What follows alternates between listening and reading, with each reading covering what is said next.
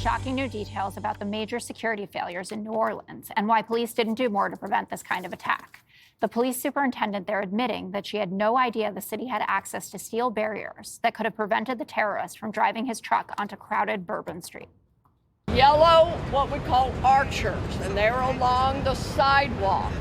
And that would be to be preventive if someone had, or if this particular terrorist went around up on the sidewalk. That's what that would do, okay? It would slow that down for anyone who thought that they could breach our targets. The yellow archers, where do they come from? Actually, we have them. I didn't know about them, but we have them. God help us. God help us.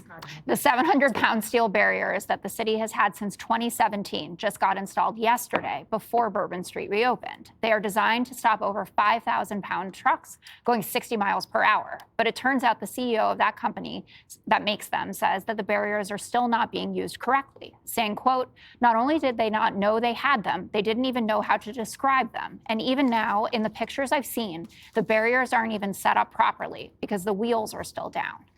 And despite not using these preventative barricades, the superintendent is still refusing to take the blame. Are you upset that you didn't know about those archers, something that would have prevented? It's not a matter of being upset. This is not a matter of pointing blame anywhere. We have this, we're going to implement it, and end of story.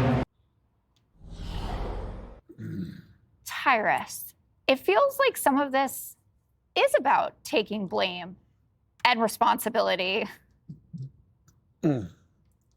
Every appendage I have is pointing at you. You are 1,000% to blame for this.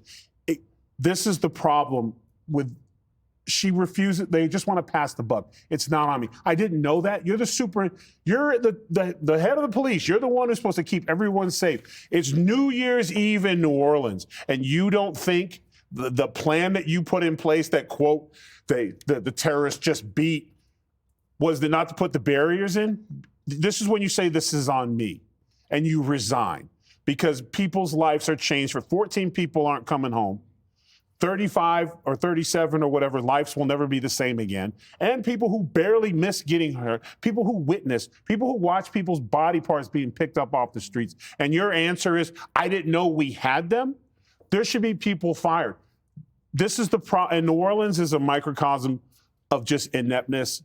The mayor, they're terrible at what they do. They don't think about the people. And all they're worried about with their press conferences is covering their own behind.